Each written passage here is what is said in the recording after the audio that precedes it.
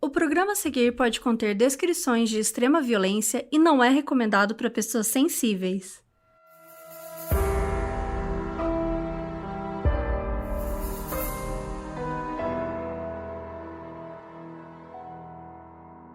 Ao longo da vida, Catherine Knight teve inúmeros namorados e 4 filhos. Em março de 2000, ela conquistou um título muito singular. Catherine foi a primeira mulher australiana a ser condenada à prisão perpétua sem possibilidade de condicional. E com arquivo marcado para nunca ser liberada. Aqui é a Carol Moreira. Aqui é a Mabê. E hoje a gente vai contar o caso da Hannibal Lecter, australiana.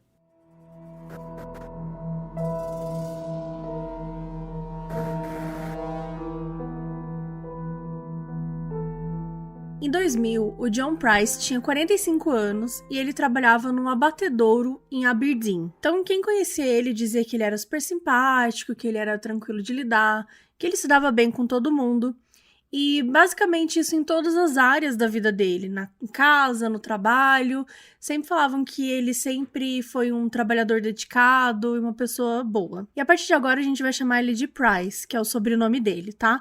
Porque tem muitos nomes iguais nessa história, então estamos aqui querendo facilitar o rolê de vocês. E ele era tão querido por todos, assim, que no dia 1º de março de 2000...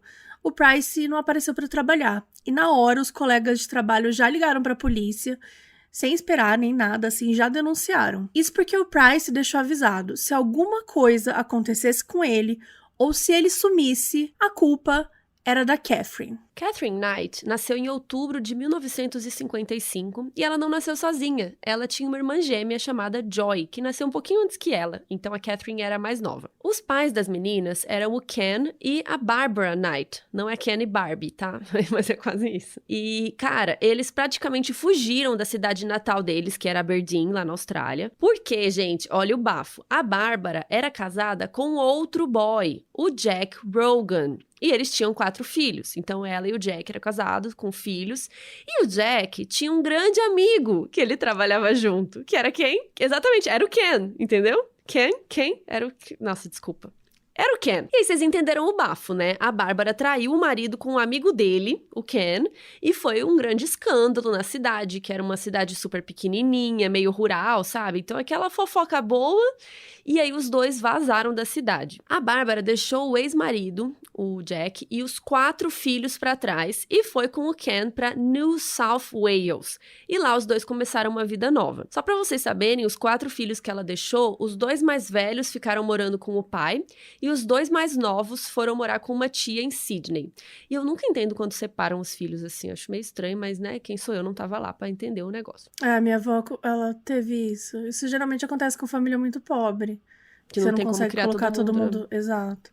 É, muita Aí gente. você vai separando. E aí, a Barbara e o Ken seguiram a vida deles, e eles tiveram 2 filhos meninos, e depois eles tiveram as gêmeas, a Catherine e a Joy. Só que as crianças, elas viviam numa casa disfuncional, com, né, cheia de agressividade, e a mãe era meio relapsa, meio carente, assim, precisava muito de atenção, se sentia muito solitária, sabe, de alguém que fizesse companhia pra ela. Quando as meninas nasceram, o casamento dos pais já não tava lá aquelas coisas. E daí a Bárbara já vivia super isolada em Wales, e conforme o tempo passava, ela se sentia cada vez mais sozinha, mais depressiva e mais desmotivada. E também nesse momento, o Ken também começou a beber mais ainda com os amigos do trabalho e tal, porque na cabeça dele a Bárbara também não era mais a mesma pessoa. Então ele começou a beber mais, ficar bebendo com os amigos, nanã. E além disso, o Ken também começou a fazer uma coisa super agressiva.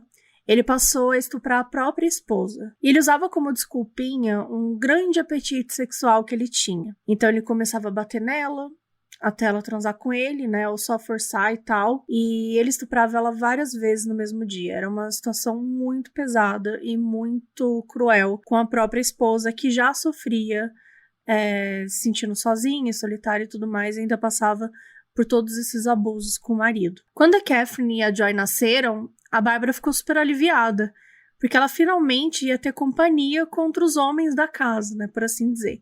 já que os 2 primeiros filhos também estavam ficando agressivos que nem o pai. E a Bárbara acabava falando umas coisas muito pesadas para as crianças. Ela ficava falando que ela odiava homens, que ela odiava sexo, ficava contando às vezes detalhes do que o casal fazia durante sexo, e enfim. A Joy uma das gêmeas, acabou virando mais tomboy, assim, sabe? Ela se comportava mais como os irmãos e como o pai.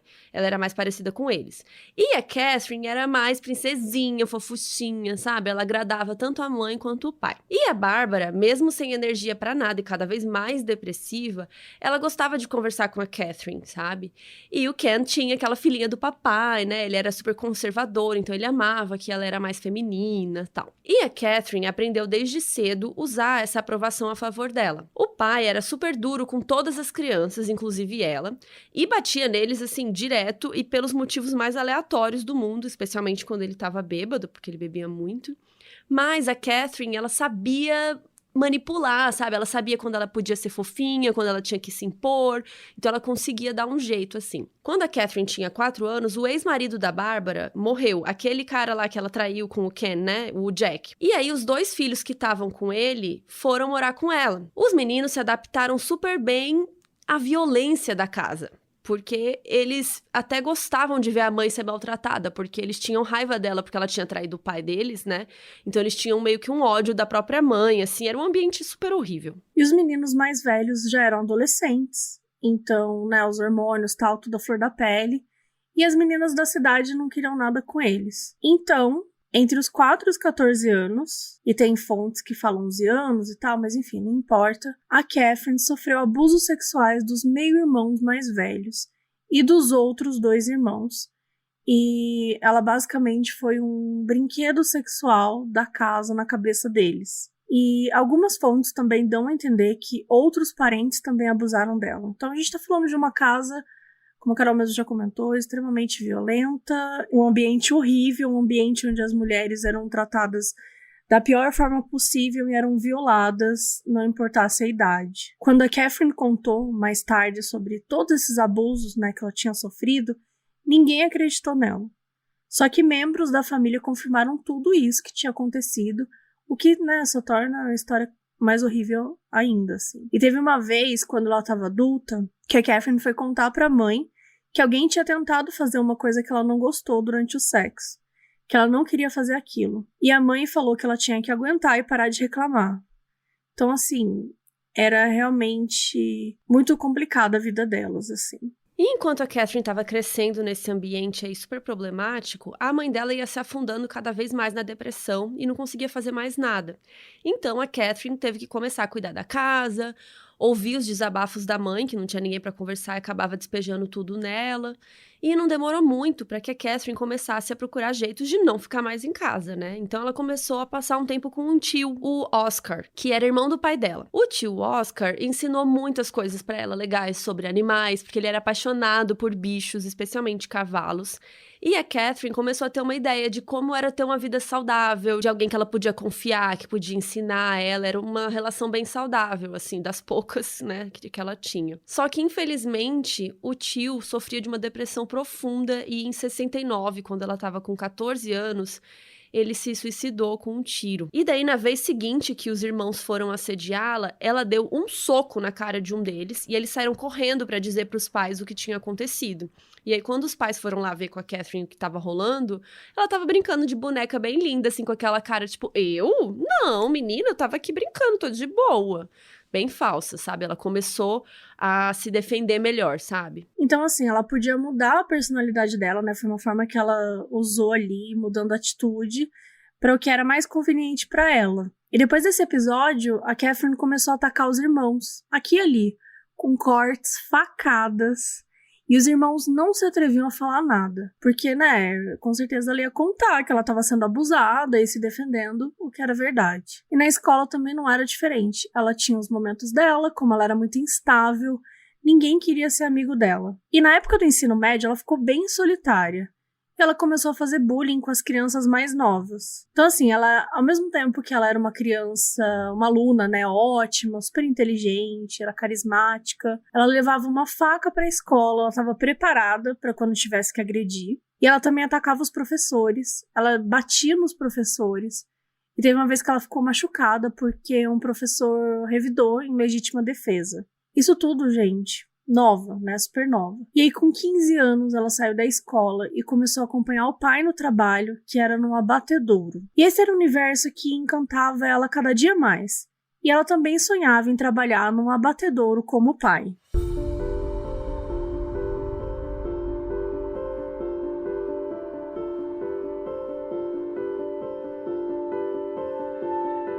Depois de passar um tempão no abatedouro aprendendo tudo que ela podia, a Catherine foi lá pedir um trabalho. E na época o diretor disse que não, até porque ela era super novinha, né? Mas ele falou que aquele não era um trabalho pra mulheres, que ela tinha que procurar outra coisa e tal. E ela ficou super contrariada porque ela queria muito, mas ela foi procurar outro emprego, né? Porque ela queria emprego, né, também. Então temos que trabalhar.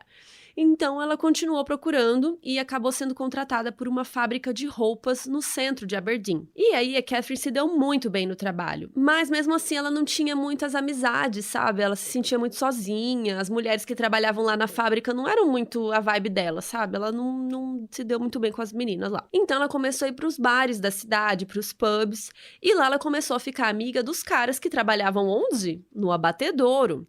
E depois que os caras começaram a confiar nela, pegar amizade, ver do que ela era capaz, né? Quando ela chegou no abatedouro pra pedir um emprego de novo, ela já tinha uma reputação, né? Porque todo mundo ficou falando bem dela e tal. E aí o diretor disse sim. Então, ó, bem esperta a Catherine. E quando ela começou a trabalhar lá no abatedouro foi em 1971. Ela mudou tudo lá dentro. Mudou, assim, horrores a moral dos caras. Que o trabalho dela era super bem feito. Então os outros ficavam motivados a trabalhar tão bem quanto ela. E essa motivação também acabou virando uma espécie de competição. Até por parte do pai dela, o Ken. Quando eles começaram a trabalhar juntos de verdade e tal, na mesma mesa. Só que a Catherine não tava competindo com ninguém, assim, sabe? Ela tava felizona, porque ela tava trabalhando onde ela queria trabalhar, fazendo o que ela queria fazer. E ela trabalhava tão bem que rapidinho ela foi promovida pra parte de desossar. Ela até recebeu um kit de faca super top, assim, que ela guardava pendurado em cima da cama, caso ela precisasse. Assim, claramente inimiga número 1 do Fred Krueger, né? Bom, ela tava feliz, ela tava trabalhando onde ela queria, trabalhava bem, ela gostava das pessoas, do trabalho, né? Enfim, ela ia pro pub com os caras, e lá do lado de fora do abatedouro, ela deixava o lado mais feminino, bem entre aspas, dela florar. E ela, né, ainda tinha 17 anos, então ela era super jovenzinha. A Catherine fazia todos esses rolês nos bares, era pra ficar amiga dos caras, mas ela não bebia uma gota de álcool, ela só fingia. Mais tarde, ela chegou a comentar que ela fazia isso porque ela não queria perder o controle por causa de bebida, que nem os homens que ela conhecia. Porque, né, na própria infância dela, ela teve todas as provas das dificuldades e do perigo de beber, né? O pai dela bebia, fazia todas aquelas coisas com a mãe, nananã. Então ela e os bartenders davam uns truques lá e fingiam, eles acobertavam ela também, e ela conseguia fingir que tava bebendo, sim, alguma coisa com álcool. Depois de alguns flertes aqui e outros ali, ela conheceu um cara chamado David Kellett, que tinha 22 anos, e os dois começaram a namorar. Eles ficaram próximos quando a Catherine se meteu numa briga para defender o David, olha aqui, e eles foram expulsos do bar e passaram a ser proibidos de frequentar vários outros bares. O lance é que mesmo sem beber, a Catherine ainda era uma pessoa agressiva, né? A gente contou como ela era na escola, ela fazia bullying e tal, então ela tinha mudanças super bruscas de humor, ela era um pouco violenta, né? Então vira e mexe ela se metia em briga e tal. E quando rolou essa briga aí pra defender o David, a galera do bar já tava meio cansado dela, sabe? Tipo, ai, toda vez essa mina vem aqui causar, brigar e tal. Então, por isso que eles acabaram sendo expulsos, assim. O David bebia muito. Talvez porque na vida dele ele presenciou umas coisas super pesadas. Ele, antes de trabalhar no abatedouro, ele trabalhou em uma ferrovia. E ele viu um acidente terrível que matou o melhor amigo dele. Foi um acidente de manobra que chama shunting. Que, cara, eu fui pesquisar o que era shunting e falei, pera, eu preciso de ver um vídeo do que é um trem fazendo um shunting. E aí eu descobri que é tipo quando vem um carrinho na frente e aí vai encaixotando todos os vagões, sabe? Que você põe todos os vagões e vai colocando um na frente do outro, assim. É basicamente ficar fazendo manobra de trem. E aí o cara acabou morrendo, né? Então, assim, na frente dele. E aí, um tempo depois, ele viu um outro acidente horrível, que um trem atropelou um ônibus escolar. em 68. Ele ajudou a tentar salvar as crianças e ele foi uma das pessoas que removeu os corpos de 6 crianças que morreram. Óbvio que isso tudo deixou ele muito traumatizado, né? E até depois, quando ele tava fazendo o tal do shunting, depois, né, quando ele ia trabalhar, ele dormia várias vezes, talvez por ter bebido muito, não sei. Mas aí o trem descarrilhava, tipo, literalmente o trem saía do trilho. Isso aconteceu várias vezes, e é por isso que ele foi demitido e depois ele foi trabalhar no abatedouro. Então, assim, só pra vocês entenderem um pouco dos traumas da vida deste homem, né? Enfim, o início do relacionamento dos dois era aquele padrão de relacionamento que viria a ser muito comum na vida da Catherine, né? Primeiro era tudo incrível, a vida sexual era maravilhosa, a Catherine era insaciável, ela cozinhava todas as comidas favoritas do David.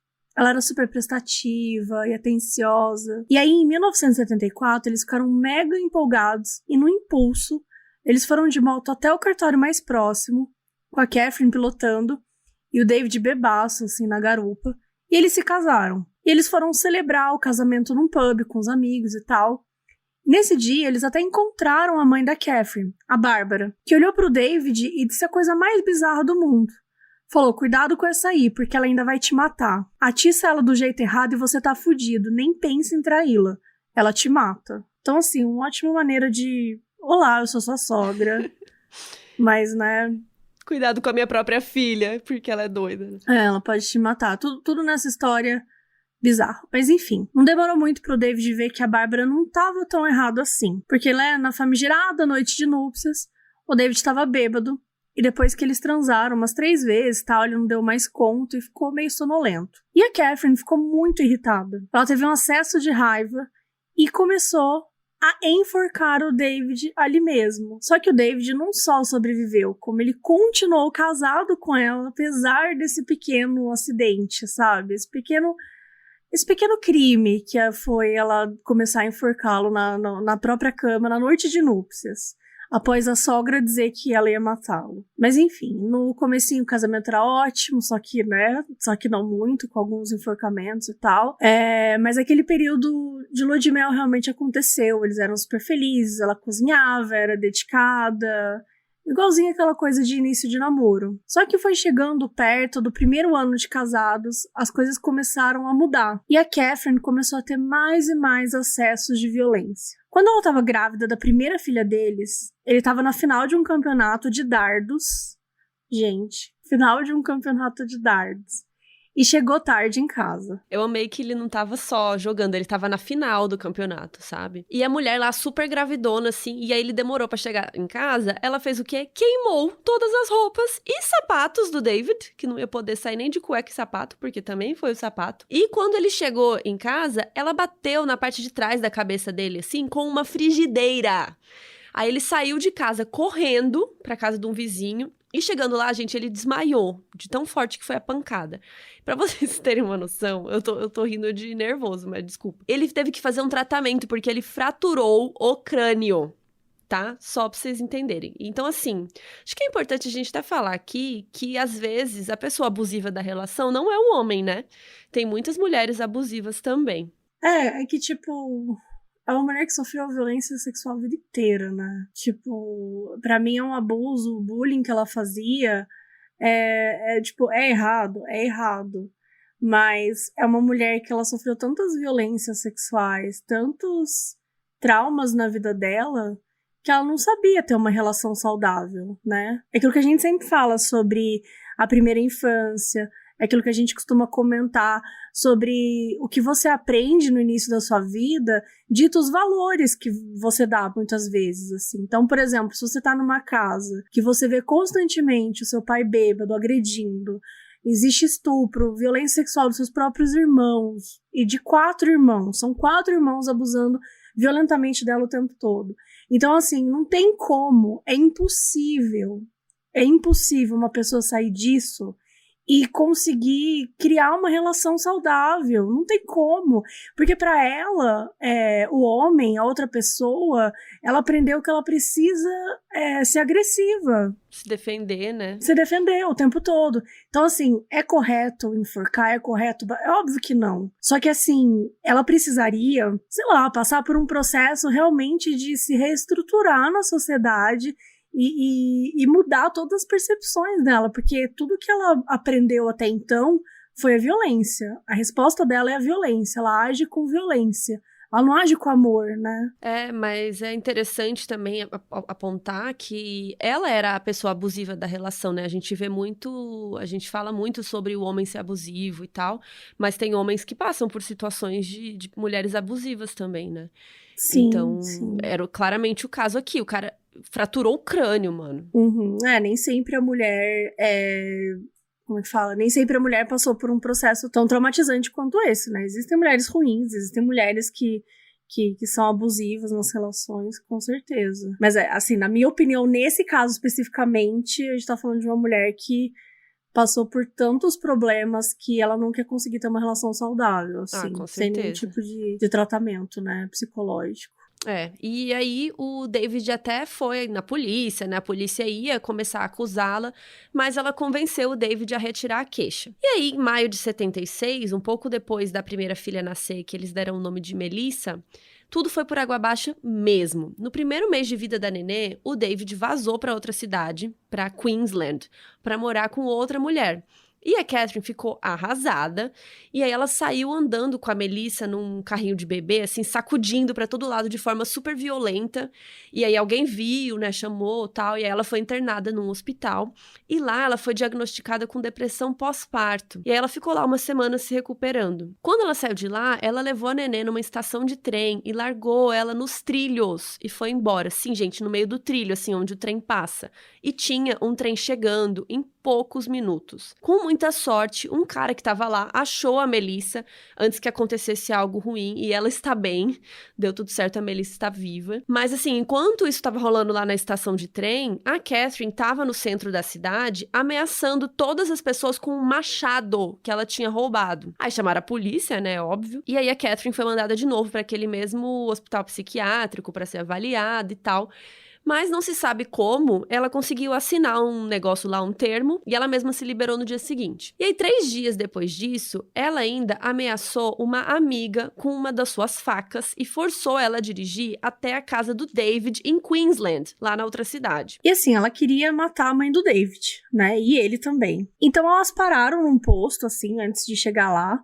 E a amiga conseguiu fugir e chamar a polícia. E quando a polícia chegou, ela estava ameaçando um menininho, uma criança, com a faca, meio como um refém. E a Catherine foi levada de novo para um outro hospital psiquiátrico. Dessa vez, ela foi diagnosticada com transtorno de bipolaridade, que no caso da Catherine provocava essas variações de humor, né, paranoia e tudo mais. Porém, a gente está falando de 1976. E naquela época, esse transtorno não era considerado uma doença mental. Então, depois de 6 dias, ela foi liberada.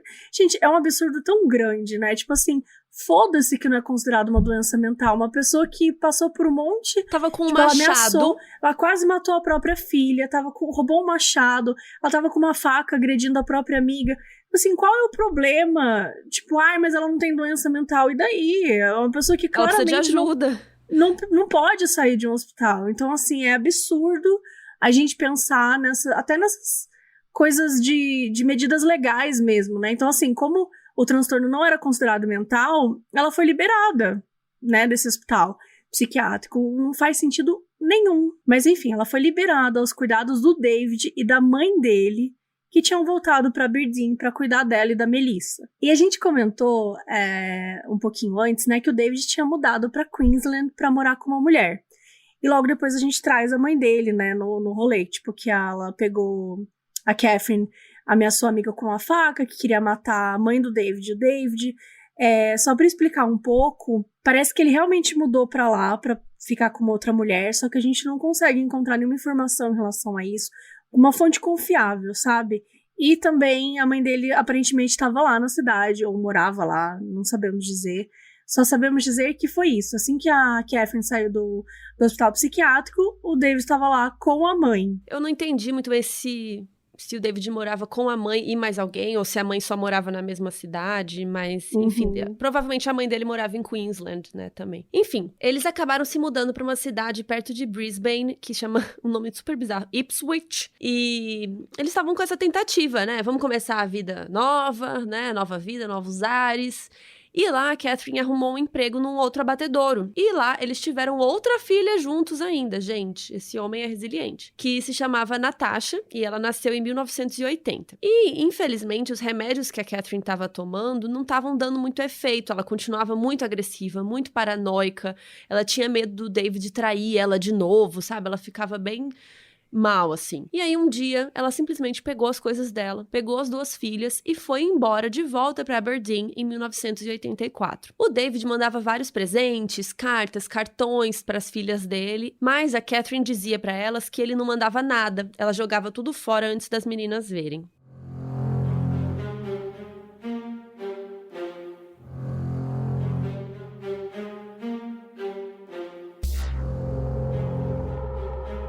Em 1985, a Catherine começou a sentir umas dores muito fortes nas costas e ela não conseguiu mais trabalhar. Então, ela se aposentou por invalidez, né? Ela passou a viver de uma pensão do governo, que é quando você não pode trabalhar e tal, por algum problema físico. Daí, no ano seguinte, né, em 86, quando ela tinha 31 anos, ela conheceu um cara chamado David Saunders, de 38 anos, que a gente vai chamar aqui de Saunders porque o primeiro, né, marido dela também era David.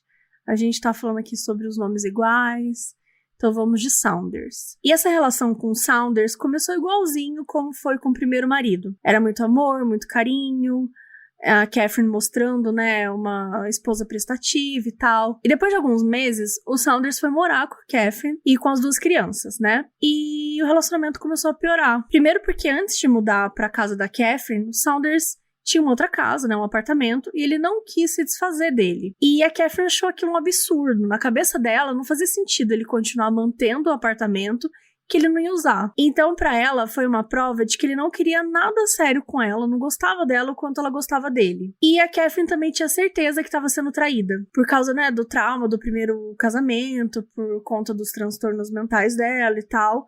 E o lance do apartamento também, ela começou a ficar mais desconfiada. Isso fez com que ela ficasse cada vez mais violenta, começou a expulsar ele diversas vezes, aí depois pedia pra voltar, e eles ficavam nessa ida e vinda eterna. E, gente, ela expulsava ele de casa, então, assim, que bom que ele não largou do apartamento dele, né? Porque aí ele tinha pra onde ir, porque, assim, ela vivia expulsando ele de casa. Enfim, em maio de 87, a Catherine matou o filhotinho de cachorro que o Saunders tinha. E, assim, gente, ela matou porque ela disse que era pra ele ter uma noção do que ela era capaz de fazer caso ele traísse ou fizesse alguma coisa pra ela. E assim, apesar disso, eles continuaram juntos e em 88 eles ainda tiveram uma filha, a terceira da Catherine e a primeira do casal, chamada Sarah. E aí o Saunders comprou uma casa pra que todo mundo morasse junto, uma família mesmo, né, tentando fazer dar certo. E assim, se a gente está contando essa história aqui, né, é porque não deu certo, né, Brasil? Então vamos lá. As brigas continuaram até que em 89 a Catherine bateu um ferro de passar na cara do Saunders e enfiou uma tesoura no peito dele. E, gente, ele não foi pro hospital porque não era grave, mas ele fugiu pro apartamento dele. E daí, quando ele voltou, todas as roupas dele estavam cortadas. Mas ele não prestou queixa, ele só vazou e se escondeu da Catherine, se escondeu de todo mundo. Ela tentou procurar ele, perguntar pra amigos e tal, mas ninguém sabia onde ele tava. Ele fez bem, né? Fugiu. E aí, um dia ele apareceu pra visitar a filha dele e descobriu que ela tinha ido na polícia falar mal dele. Ela disse na polícia que ele batia nela, que ela tinha medo dele, que ele, sabe, que ele era abusivo com ela. E a polícia fez uma ordem de restrição pra ele não chegar perto dela. Em 1989 ainda, né, nesse mesmo ano, a Catherine acabou encontrando um crush antigo, de quando ela tinha 16 anos, tal, eu trabalhava no primeiro abatedouro. E esse crush chamava John Chillingworth. E daí o John tava voltando pra cidade, depois de passar um tempo morando em outros lugares e tal, tava recém-divorciado, e ele e a Catherine começaram a sair. Mesmo as outras pessoas da cidade dizendo pra ele, olha, acho que não é uma boa ideia. Aberdeen era uma cidade meio pequena, então assim, os boatos rolavam soltos, ela tinha uma péssima fama. Então todo mundo sabia que a Catherine era extremamente perigosa e violenta. E eles avisaram o John, só que ele não deu bola e continuou saindo com ela tudo bem. Em 1990, a Catherine ficou grávida da 4ª criança, o Eric. E foi também nessa época que o relacionamento dela com ele começou a dar aquela treta, né? Como os outros estavam dando até então. Eles brigavam muito, eram super agressivos um com o outro, e o John Chillingworth não gostava da Melissa, que era a primeira filha da Catherine, né? E a Melissa também não ia com a cara dele, tanto que até uma vez ele bateu nela, era horrível. Além disso, a Catherine traía o Chillingworth com o Saunders. E um outro cara, um terceiro cara. Então, assim, o Saunders, que ela matou o cachorro, que ela bateu, não sei o quê, aí ele ainda estava de caso com ela, tá? E ainda tinha um terceiro cara, o John Price. Ele mesmo, o primeiro cara que a gente citou aqui no começo da história, que desapareceu. Tá, então o Chillingworth acabou mudando pra Queensland, né? Ele foi morar lá sozinho, em 90, por conta de um trabalho que ele arranjou lá. E a Catherine e as crianças ficaram em Aberdeen. E aí foi quando ela começou a namorar de verdade o tal do Price. O Price foi casado com outra mulher, que chamava Colleen, e ele tinha 3 filhos desse casamento, que eram um menino e 2 meninas. E daí, em 81, o Price mudou pra Aberdeen com a família. E aí, em 88, né, 7 anos depois, ele e a Colleen se separaram, mas foi uma separação amigável e tal, tanto que ele ainda fazia parte da vida dela como amigo, fazia favores pra ela, emprestava dinheiro quando precisava. Ele também era um ótimo pai, então tinha um bom relacionamento com os filhos. Até uma vez, assim, ela pediu pra ele consertar a geladeira dela, ele foi lá e simplesmente comprou uma geladeira nova, sabe? Então ele era esse tipo de pessoa. Então tá, né? Daí, já depois de separado, o Price estava bebendo num bar com os amigos e conheceu a Catherine. E aí foi amor à primeira vista, os dois não se separaram mais. E, gente, lembrando que naquela época ela estava, né, com o Chillingworth ainda, tá? Só que o Price sabia que a Catherine tinha esse passado tenebroso dos outros relacionamentos dela, mas como as coisas entre eles estavam bem, ele estava otimista, né, que... Gente, como pode, né?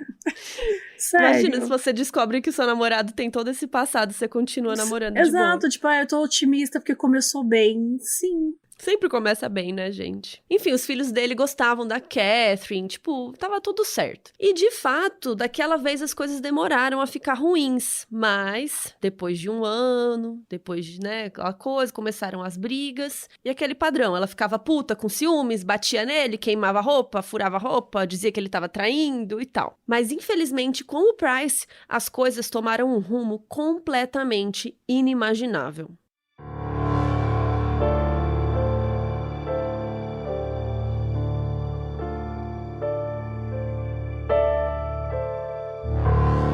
Em 1995, a Catherine e as 3 filhas se mudaram pra casa do Price, só que, né, continuava um relacionamento estranho e tal, não tava necessariamente bom. Eles brigavam muito porque o Price não queria casar. Tipo assim, no papel, sabe? E na cabeça da Catherine, isso significava que ele não queria uma vida séria com ela. Mesmo morando na casa, tendo uma relação normal, e nananã. Só que a real era que o Price, ele queria ter certeza que as coisas dele iriam pros filhos quando ele morresse. E não pra uma outra pessoa e tal, coisa assim. Então isso continuou ao longo de todo o relacionamento e só ia piorando. E daí em 98, né, 3 anos depois, que eles mudaram pra morar junto com o Price, a Catherine fez uma denúncia pro trabalho do Price, dizendo que ele estava roubando coisas de lá. A verdade é que ele tinha pego uns kits de primeiros socorros, né, que estavam vencidos, que a empresa tinha jogado fora, mas mesmo assim não teve jeito e demitiram ele. Então assim, ela conseguiu fazer a empresa demitir o Price depois de 17 anos que ele estava trabalhando lá. E aí ele ficou puto, né, pra dizer o mínimo, e a partir daí não tinha mais relacionamento, era só discussão, treta, aquele ambiente nada saudável. A Catherine ficava ameaçando que ia matá-lo, mas ninguém levava muito a sério, né, tipo, é aquela coisa, vou matar você, vou matar, não sei o quê. E ainda em 98 eles se separaram, mas ficava aquela coisa, né, vai, não vai, vinha pra cá, blá. E acabou que ela e as crianças saíram da casa dele, mas eles se viam de vez em quando pra transar, daí brigava, daí foi meio assim por uns 2 anos. Só que mesmo as pessoas achando que a Catherine falava da boca pra fora, que ela ia matar ele, né, que era só um jeito de falar, o Price acreditava muito que ela podia matar ele. E ele morria de medo de dizer não pra ela, né, ele tinha medo dela matar os filhos dele, a ex, né, a Colleen, porque eles eram amigos, dela ficar com ciúme.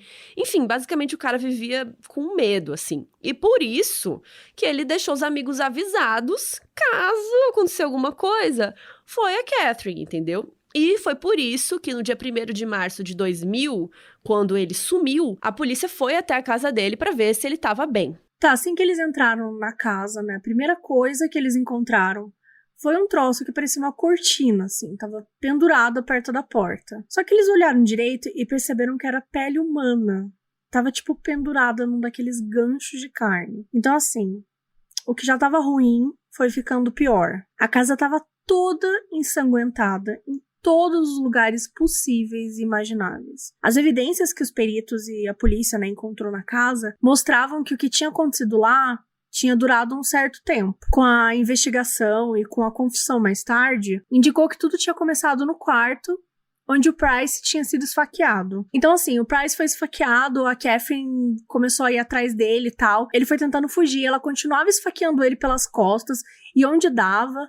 E, assim, a casa ia ficando naquele mar de sangue, assim, sabe? Tinha um caminho de sangue que dava pra você entender mais ou menos o caminho percorrido. E o Price conseguiu chegar até a porta, assim, de entrada, e era por isso que a porta tava com sangue. Só que a Catherine pegou ele antes, arrastou pra dentro de novo e começou o massacre. Ela esfaqueou ele um pouco mais, e assim, no total, ela esfaqueou ele pelo menos 37 vezes até que ele morresse. Depois, ela tirou toda a pele dele e deixou no tapete da sala para secar. Enquanto ela desmembrava ele, ela cortou a cabeça e especificamente cortou os músculos do bumbum dele. E apesar disso, a casa tinha um cheiro bom. Tinha um cheiro gostosinho. Por quê? A polícia foi entrando na casa, chegou na cozinha e tava lá mais partes do corpo do Price que não estavam na sala. E o que tinha ali no meio daquele sangue todo? Tinha uma comidinha cheirosa. Gente, a Catherine cozinhou pedaços do Price.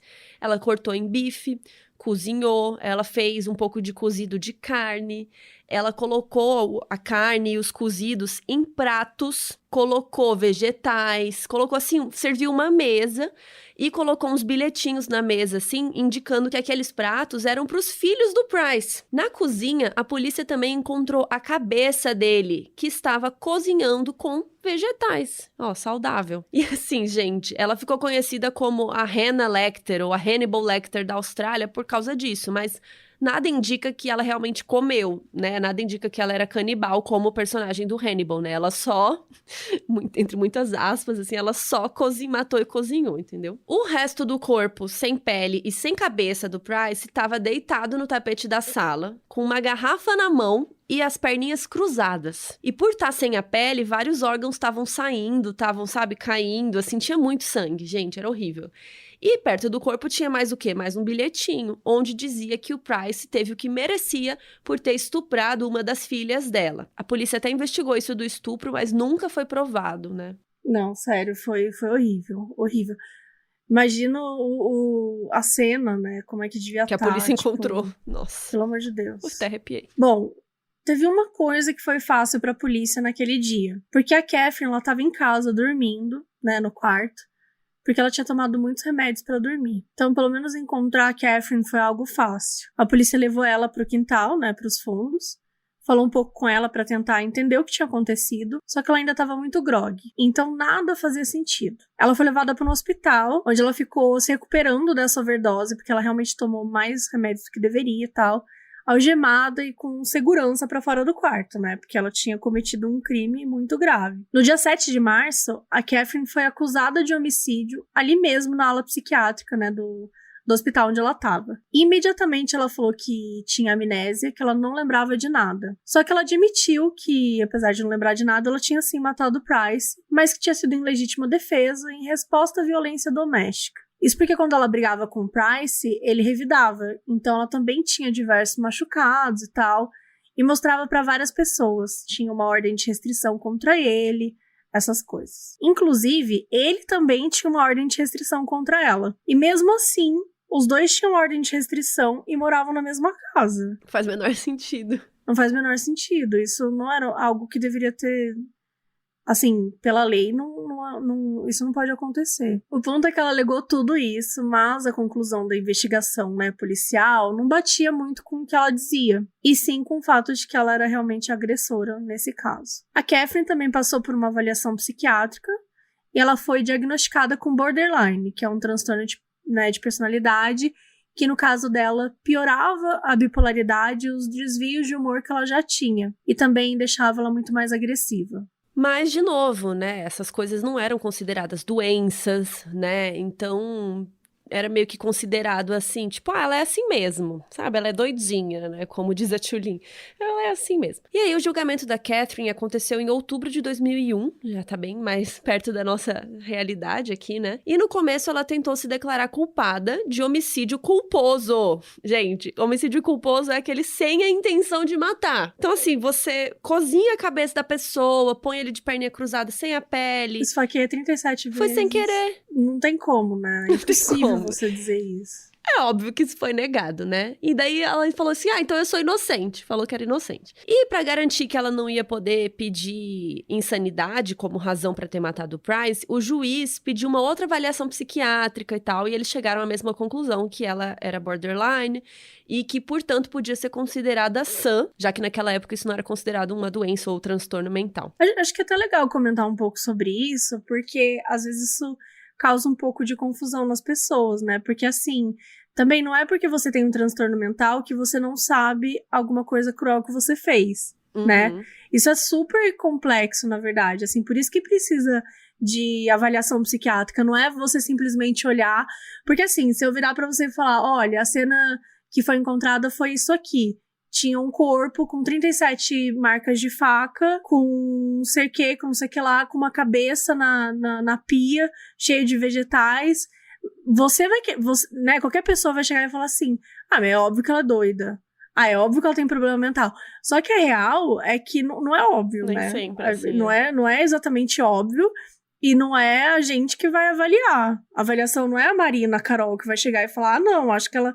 Que, né, muita gente adora fazer avaliação no Twitter, lê um caso, lê 3 linhas e já avalia. Não, ela tem problemas mentais. Calma, pera lá, né? Então, assim, não. Quem tem que fazer isso é um profissional.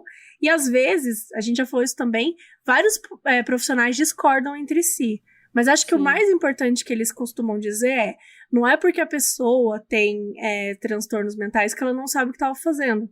Um dos próprios exemplos é o Ed Kemper. Ele tinha transtorno mental, mas ele tinha consciência do que ele estava fazendo. Que era errado. Que era errado, exatamente. Essa consciência de que está fazendo alguma coisa errada, não necessariamente...